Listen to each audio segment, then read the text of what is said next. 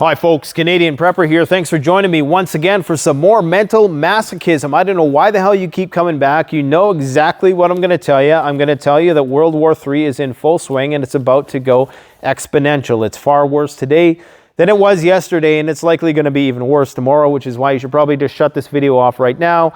Go out, indulge in all of the many petty distractions that Western civilization still affords you at a reasonable price, because it's about to get a lot more expensive to do half of what you did yesterday. So guys, let's just dive right into it. We're going to talk about dirty bombs, nuclear bombs.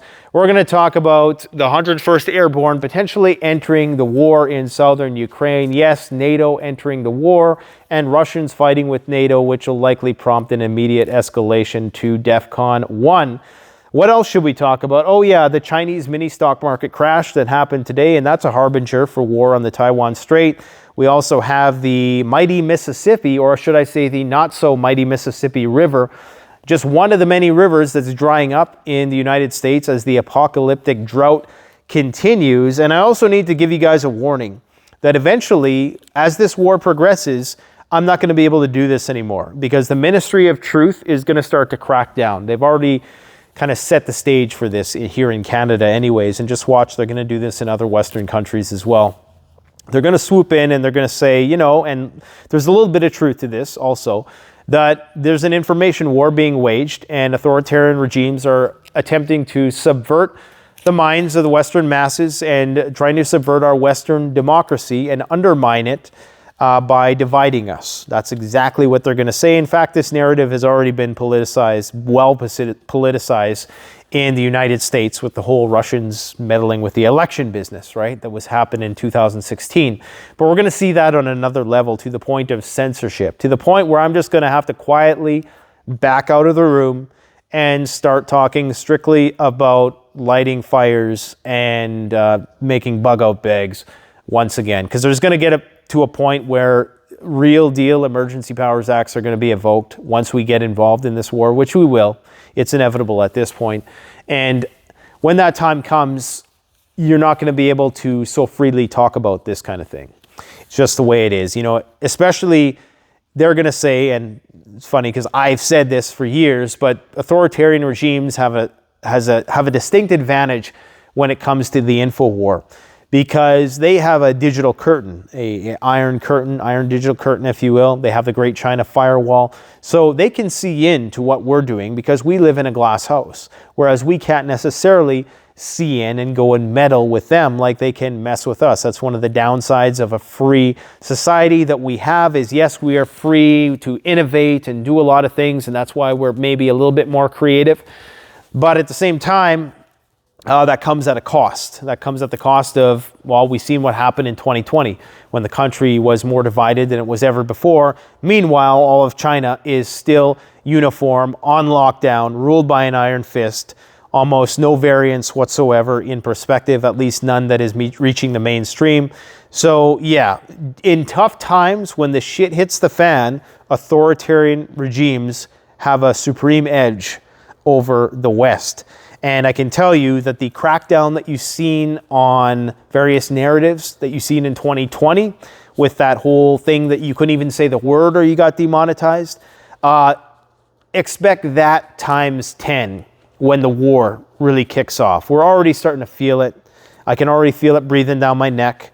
I try to be careful. I try to be moderate, but it doesn't matter if you're moderate, because you will still be considered a liability for misinformation, even if you have the best intentions towards truth. Now, oddly enough, if you've been watching Sir John Campbell's videos lately, Dr. John Campbell, is he a doctor or is he just a nurse practitioner? I can't remember. Either way, he's been the outspoken COVID guy, mostly pro-narrative, right? Pro-mainstream viewpoint for the duration of the pandemic.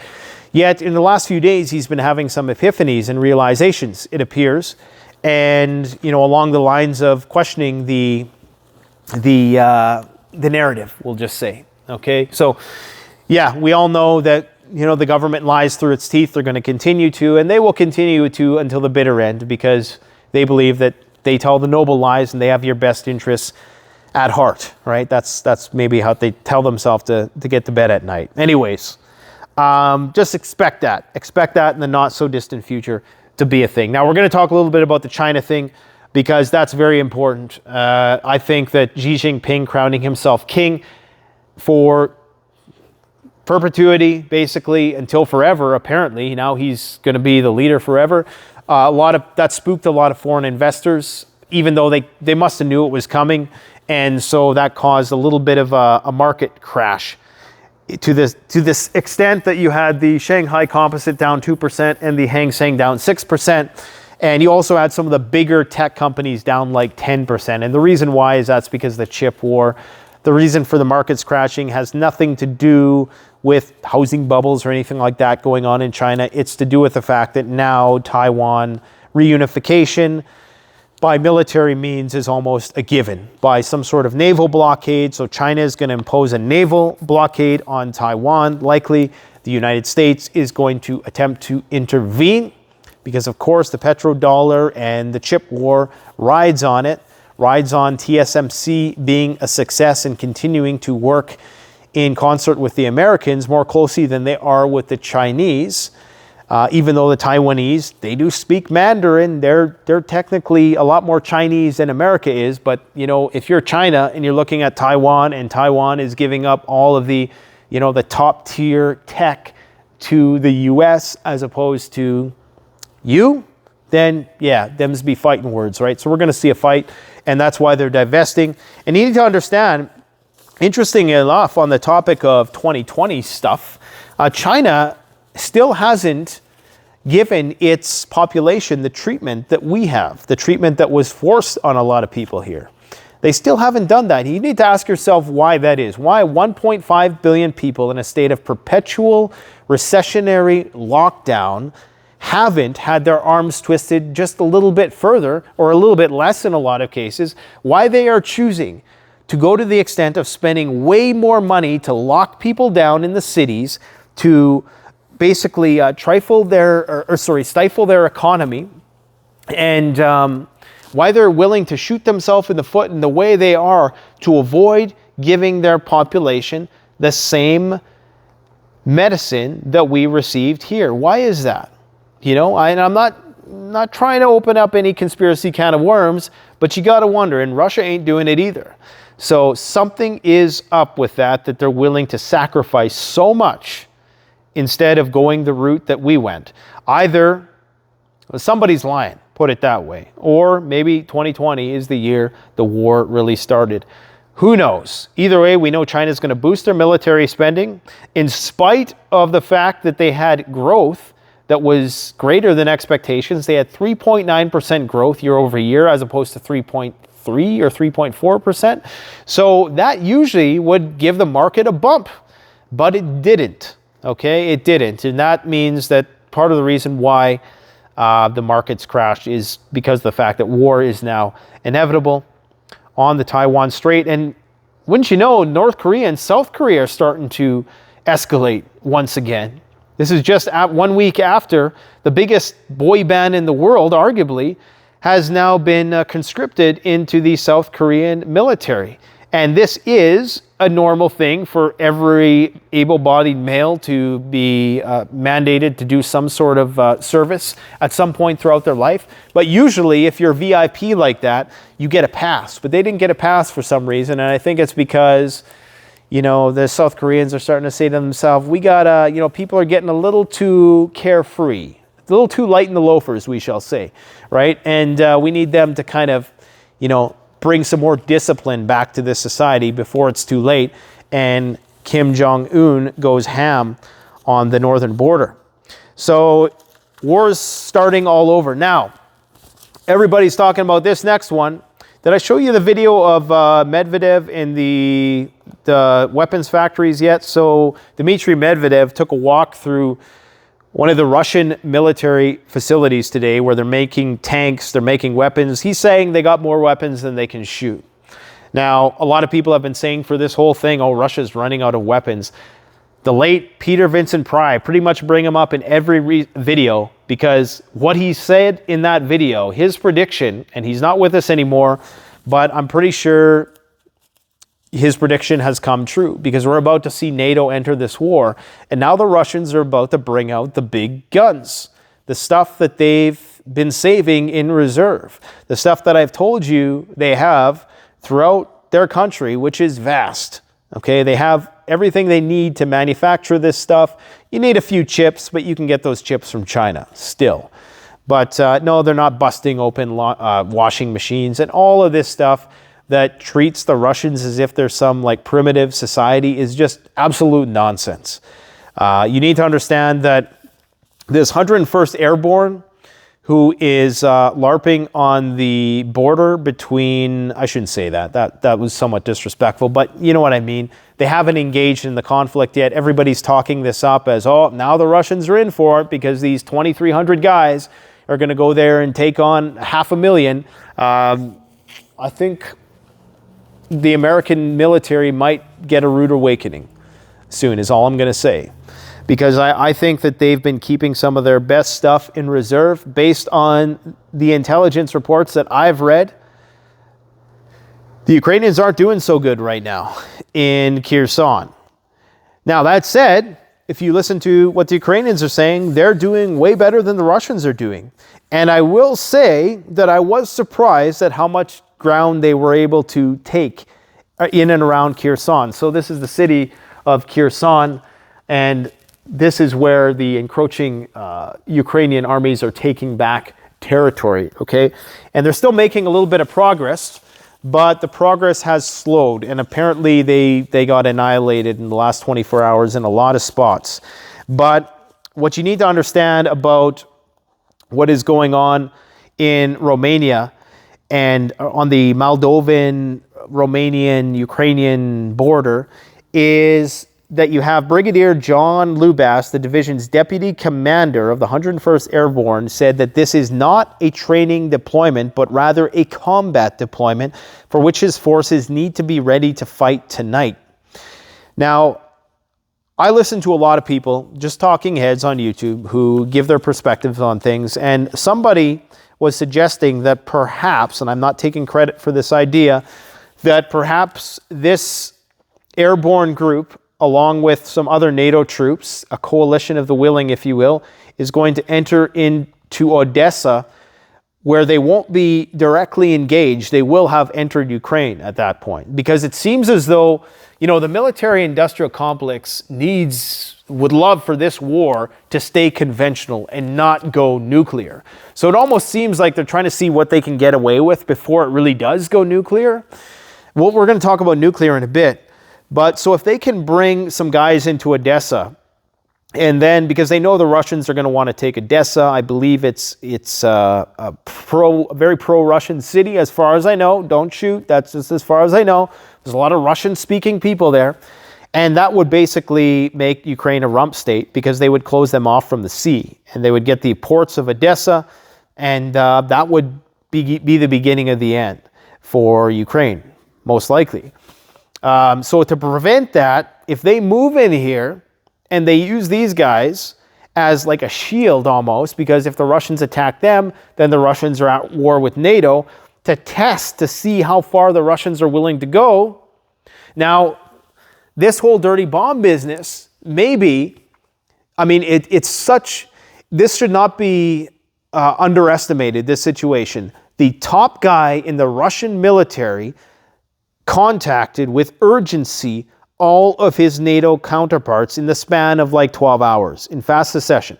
And he talked to Lloyd Austin twice for the first time since May 2022. So you know something serious is going on. Now, could it be that maybe there is some sort of underhandedness going on with the Russians where they are setting up this pretext to use a nuke because that's their way of threatening NATO to stay the hell out of Odessa, or else we will do something. We will either detonate a nuke in order to, prevent you from going in there in the first place. Because if they detonate a nuke, some people might say, oh, well, that's going to prompt an immediate response from NATO or something to that effect. I don't know. I'm just brainstorming here, okay? I'm not saying this is what I think. There's many possible solutions. Maybe Ukraine does have a dirty bomb. It wouldn't be that hard. The use of a dirty bomb, I was thinking about this yesterday, is that it would be a way of shaping the battlefield, because you would irradiate a certain region for an extended period of time. You wouldn't really be able to have troops in a certain region. So you can almost shape the battlefield as to where you want guys to go. You could, create bottlenecks. You could make it so that certain places become impassable. And you can do a lot of things. Of course, it comes at the cost of radioactive fallout. Not in the, ground burst nuclear sort of sense, but there still would be fallout. It would be far more limited than a nuclear blast. But like this map shows here, this is in Cyrillic, so I don't read Russian. I know some of you think I'm a Russian agent, but no, I don't. But apparently, this would be the prevailing winds might take the the radiation that way first a little bit, and then before wrapping back around in the jet stream. And if there was a nuke detonated. So they're trying to say that, well, we wouldn't detonate a nuke because it would backfire on us, right? It would backfire on the Russians. It wouldn't primarily affect NATO countries, although it would a little bit. And some people are, with the tinfoil hats, are saying, well, maybe NATO is positioning its troops around here so that when the radioactive fallout does finally hit them, NATO can say, oh, radioactive fallout hit us, now we have to enter the war, Article 5, blah, blah, blah. There's a lot of potential outcomes. And it's just good to keep an open mind, because we don't know exactly what's going on. But what we do know is going on is that the United States is getting ready to enter this war. I'm almost 100% certain that they're going to enter this war in some capacity. The reasons why, I still do not totally understand, asides yes, they're trying to preserve the Pax Americana or whatever remains of it after basically killing their relationship with Saudi Arabia and many other countries, big players in the world, BRICS nations, to name a few. They're trying to preserve that because it's dying. And if they lose in Ukraine, there's a good chance that it's the beginning of the end of the US empire. So maybe that's why, but that seems like an obscure motivation. It's probably more to do with big money flowing into the military-industrial complex and hoping they can just skirt that line of failure so they can fight the Russians without having it to get nuclear. I mean, that's a MIC wet dream right there, to be able to have a conventional, full-on war between two developed, mature militaries and it not go nuclear. I'm sure there are people just frothing at the mouth for that opportunity, because that would mean, endless conscription. It would be Vietnam War and draft dodging all over again. And it's funny how the tune would change when we started dodging the draft, as opposed to what's going on in Russia, where, of course, the society is crumbling because, they're trying to do all these conscriptions. And, of course, that's all BS. It's not true at all. Just like China didn't collapse in 28 days like those channels said it was because of the housing thing. It's so easy for me to spot a bullshitter now, especially when it comes to this issue. Like, I can just see it. Like, in the first 5 seconds a person speaks, I can see it. It's sad. It's sad how brainwashed and mind warped and how easily misled people are, time after time, over and over again. I mean, we've seen what happened just with this whole Pfizer controversy. And you hear crickets. There's no accountability. There's nothing. There's no accountability with the Fed when they said that inflation wasn't going to be a thing, or the trillions of dollars wasted in Afghanistan, or the lies about WMDs. I mean, the list goes on and on and on. And, people just believe it, hook, line, and sinker, time and time again. That's why 1% of the people own all the stuff.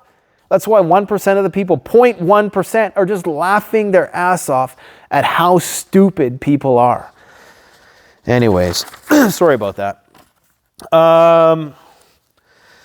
What else do we got going on here? Yeah, so I talked about Dmitry Medvedev, how he says that the output of tanks, high-precision missiles, drones, artillery pieces is growing multifold. So that the military-industrial complex on the other side is like, great! That means we can drag this war out for years and years and years. But this is what I've been saying all along, is that the idea that the second largest arms exporter in the world is running out of weapons is asinine. According to the Ukraine ambassador to France, a nuclear strike in Kherson cannot be ruled out. You're noticing how like the nuclear rhetoric is starting to get far more curated. Like we were talking about this in the abstract months ago, back in March. You know, we were talking about how potentially something could, like a Kaliningrad blockade, you know, might, you know, start that chain of events. And we were very sort of premature and I think a little too early in our estimations then with respect to how quickly this could progress. But now we're seeing, you know, I guess ultimately what we needed to see all along was NATO boots on the ground across from Russian boots on the ground, shooting at one another for the real escalation to start. And we're almost there. Okay, the 101st Airborne are just like within spitting distance now of Odessa, and the Russians are in spitting distance of Odessa. And that's when that happens, okay? That's when we start to see exactly what comes about this. And we're also going to see, because everybody wants to know how the U.S. military is going to fare against the Russians. And if you recall, Dr. Peter Price said that the Russians are saving their best stuff for when the real war starts. It's a bait and switch. They're trying to, it's the old rope-a-dope, if you will. They're playing possum, they're playing like they suck, and maybe not entirely, but they're not committing fully to the fight because they know something else is coming. It's like you know, not blowing your load in the first round of a boxing match or something like that. You know, like Tyson used to do that. If he didn't get you in the first round, then, you know, you had a chance. You know, the longer you could survive. So they don't want to, you know, just start swinging with everything because they know that this is a marathon, not a sprint. What else do we got to talk about today? Oh, yes. I'm not sure if you guys are aware of this, but the U.S. nuclear industry is dependent on Russian fuel. Apparently, in order to build these next generation smaller nuclear plants, they need uranium, which is refined to 20%. And this is only refined in that way in Russia. And according to one of the chief executives of the U.S. nuclear fuel supplier, Centrus Energy Corp., nobody wants to order 10 new reactors without a fuel source that, of course, the Russian has. So these new reactors are not going to get built. And what do we need right now because of the energy crisis? We need nuclear reactors. And he says that nobody wants to invest in a fuel source without 10 reactor orders. And of course, yeah, I mean, you're not going to start enriching uranium to 20% unless you can guarantee that you're going to need it. It's looking like they're calling for some sort of government intervention, maybe infusion investment into these industries, which is likely how they're going to find a way around this, although it's still going to be years and years until that happens. Now, apparently the Mississippi is, there's CNN again. This is tracking the drought across the United States. The drought is kicking the crap out of our continent. And it is spreading to the Midwest, almost like a plague, like it started over here and now it's moving this way into the breadbasket, which is definitely not good. And pretty much every colored part here is abnormally dry. Like the entire West is abnormally dry, with some places with exceptional drought. And typically, historically, these kind of crazy droughts are succeeded by wild flooding. So you think you're going to get some relief when the rains come, and then the rains don't stop and the ground is too dry and too cooked to actually absorb any of the moisture. Anyways, not looking good. These are some shots of, I guess some comparative shots. Obviously, these are two different places, so I'm not sure what they're trying to show here, but the water levels are very low, and because a lot of barge and shipping and logistics is conducted on the Mississippi River, that is causing boats to have to reduce their payloads because they can't carry as much weight because they sink too low, and that's creating longer shipping delays, just adding to the never-ending supply chain woes that we've been in since 2020. And it's just been one thing after another that's been compromising consumers' ability to mindlessly consume things they probably don't need. But as you can see here, eventually it's going to hit the bread basket of the planet, And it's going to affect things that we do actually need in order to survive. This is another picture of the Mississippi shrinking, the lowest levels in decades. Of course, there's a lot more trade now. So it's one thing to consider is when we talk about these weather anomalies, whether it was, the hottest temperature since 1930. Well, in 1930, we weren't trying to feed 4 times the amount of people, when we had 2 billion people, not 8 billion people, right? So that all needs to be taken into account, is that these disasters are becoming more impactful because there's more population density on the fault lines. Anyways, that's all I got for you today. Keep on prepping and keep on enjoying life while you can. And just embrace the suck. Don't glorify SHTF because it's not going to be fun. It's going to be like the road on steroids. It's going to be the worst part of Ukraine on every corner of the planet all at once with no place to escape to. But what doesn't kill us makes us stronger. Thanks for watching, guys. Take care. Canadian Prepper out.